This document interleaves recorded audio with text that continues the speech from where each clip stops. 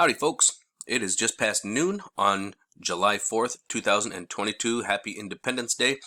Hope our creators keeping you well and safe wherever you are in the world. Please make sure to hit that like button and share this across other platforms so we can let people know what's going on out in our solar system and right here on Earth. If you happen to be new to the channel, make sure you subscribe and hit that notification bell in case we have any critical future updates. Today we're starting off at spaceweatherlive.com.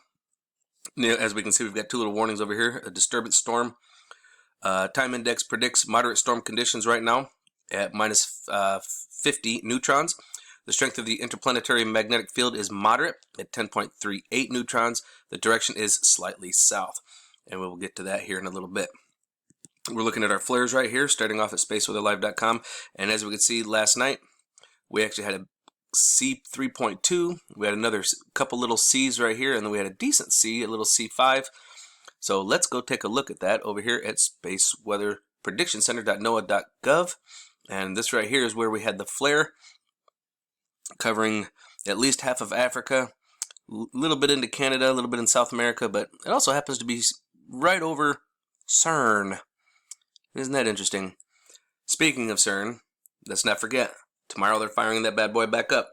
All right, that's something we got to pay attention to, folks. Coming over here to Solarham. We're actually going to have to take a look at our sunspots and see what kind of sunspots. I'm thinking that we're looking at 3046. I'm thinking that this is the bugger that gave us our little problem. So I will have to get everything fired up here in just a moment, and we'll on ISWA, and we will take a look at what those are. But I have a feeling that it was this one. Look at how defined this bad boy is right here. So this is where I'm thinking that it came from. I don't see anything else that might. I mean, you might get little B pops. I don't see anything of a C flare or bigger except for out of this region right here. But one of the things I did want to take a notice to, do you guys see this right here? And then this one over here. Notice how it looks like the word plague? Why would they call it that? That's interesting. Just food for thought. So as we come back to our main page, we're going to scroll all the way down here. Last night we did have a geomagnetic storm. It was just a level 1, and we were also having another one earlier today, also a level 1, which was expected. I did expect that small glancing blow, if you will, from that coronal mass ejection. And here we actually have an update. It says, hello again, folks. I'm back from it, yada yada. A coronal hole stretching across the northern hemisphere of the sun is now facing Earth. The solar wind stream flowing from the zone is expected to reach Earth beginning late on July 5th and into July 6th, which is pretty much what I've been explaining and expecting. A minor geomagnetic storm watch was officially added. There are currently 3 numbered active regions on the visible disk, with the 4th in formation in the northeast quadrant near area 3046. Isolated C flares will remain possible during the next 24 hours. I think it'll be longer than that. To all my American friends to the south, I would like to wish you a happy 4th. I don't know what, folks, I don't know why everybody says a happy 4th of July. In the United States, it's Happy Independence Day. Who says Happy 25th of December? Who says Happy, 23rd or 3rd Thursday of November for Thanksgiving Day? Nobody. Nobody says that for Christmas. So I don't understand why people say Happy 4th of July. That is a pet peeve of mine. It is Happy Independence Day. Anyways, moving on. This is what we wanted to take a look at. When it was talking about that southward bend, this is what we're talking about. Right here, our BZ and our BT. BZ, if you want to say it's representative of our South Pole, BT being our North Pole. And this is why we always see when this gets down to -6, this is always going to be at +6, and we know that we're having an event. And as we can see, here we got hit with plasma. Look at this. We got hit with plasma here, but look at our BZ and BT was perfectly fine. They were nice and stable and strong, and apparently after a little while, as it dropped, this started to actually open up as we were getting more of an uptick in density. Then our speed increased. We're looking at about 500 kilometers per second. And we're looking at about just barely over 10 to the 5th Kelvin. So temperature is rising a little bit. Our BZ and our BT, as you can see here, it's actually starting to recuperate. So we're starting to come out of that geomagnetic storm. It's actually showing, because the KP index did show that we were out of it already, so that's exactly what this is. It's rebounding. And this is our Ace Mag and Sweep Ham. Once again, oh, look at this. Missing data once again. Gotta be kidding me. And as we come over here to ISWA, we're going to come over here and look at our SDO. Thank goodness it's back up and running. We're going to take a look at 94 angstroms of light, and this right here is our flare. So it actually did come from that region that I was suspecting, the 3046. And as we back up a little bit, looks like those are the couple small pops, the little boom boom. And then we had our bigger one right there. And actually, oh look, got a little friend right over here. How you doing there, little fella? Boy, he was hiding in there, wasn't he? He's hiding in there pretty good. It actually looks like there might be a little solar tsunami with that one here in the 94 angstrom of light. Oh, look at this. We got another little pop coming over here. But I think we got something going on here, folks. Oh, look. Here's another one right here. Here's a different one. Where's that other guy? So here's this one here going down. Then if we back up, look at that.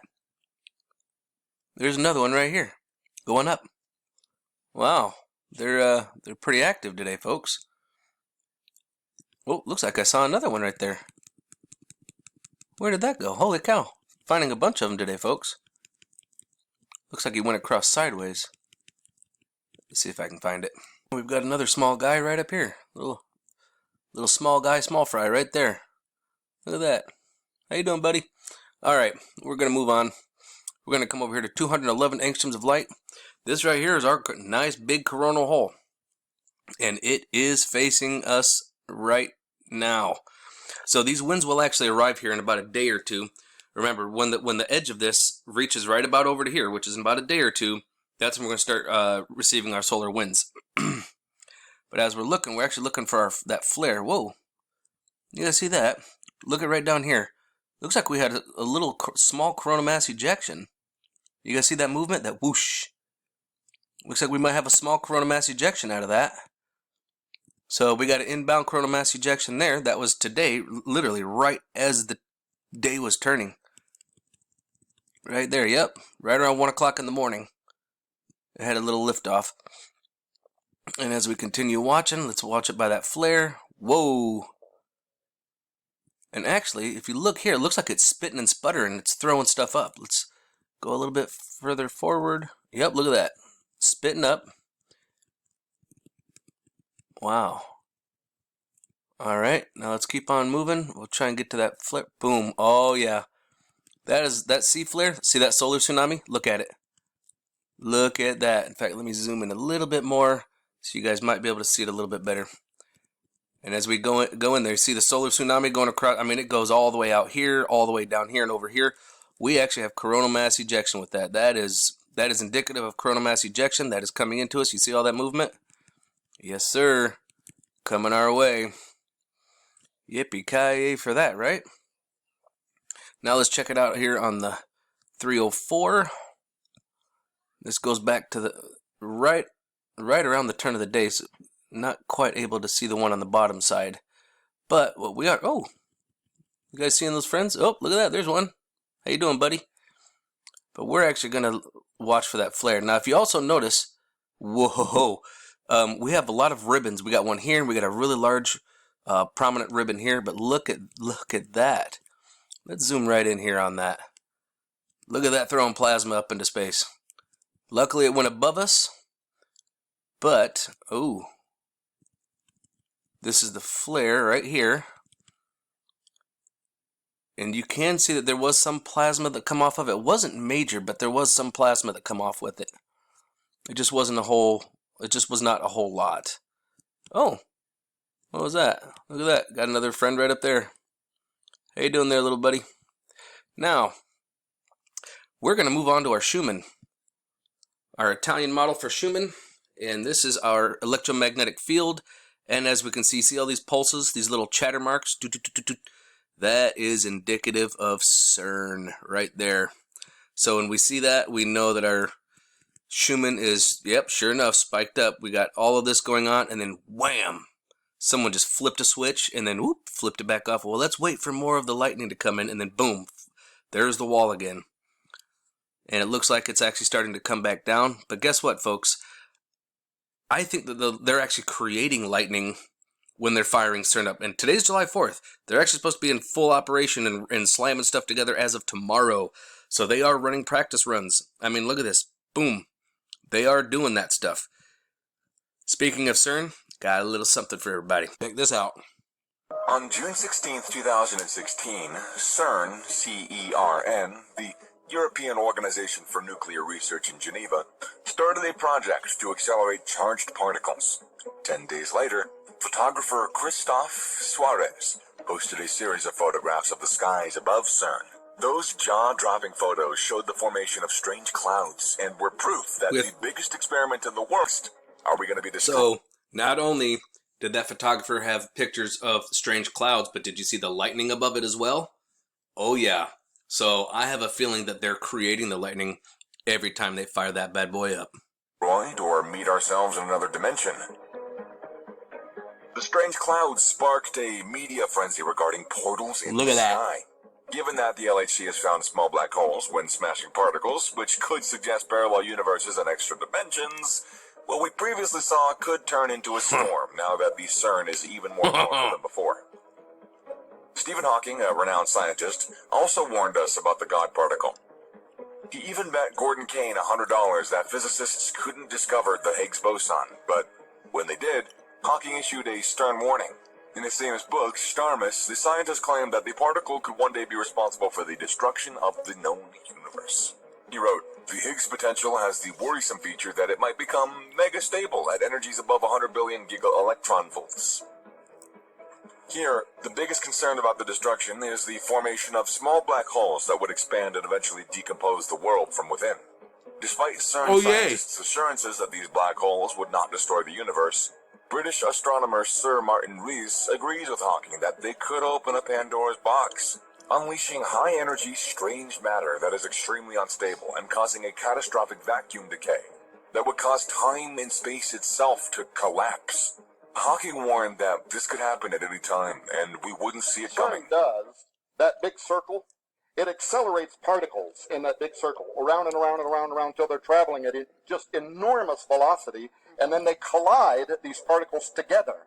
And in that moment, it creates a moment that they think is kind of how the Big Bang started the whole universe. That's the whole purpose behind it. However, they also believe that there are parallel realities around us, other dimensions, and there could be other intelligence there. However, there's a reason God put them on the other side of that veil, and you might not want to open the door. Their own director of CERN has gave interviews to the British press in which he admits that's what they're trying to do. They want to open a door to another dimension. And he said, when we open this door, he said, something might come through it into our reality, or he said, we might send something through it into their reality. You can look that up. It's in the British press. So how does that make y'all sit? Woof. So, with us being able to see currently every time they fire up the CERN, and we can see it on the Italian model, what do you think it's going to look like when they're running at speeds 4 or 5 times faster and they're colliding larger particles? Yeah, the Italian model is going to just be blitzed. We're going to see it big time. Now here's a little article, giant atom smash that revealed God particle restarts along with doomsday conspiracy theories. Folks, I have actually heard in multiple different circles that the white hats are in charge of CERN now. But for those of you who follow Q or any of that kind of intel, I've heard it, but we'll see. So eyes open, no fear, and remember that love is the only way forward. Solar Wolf out.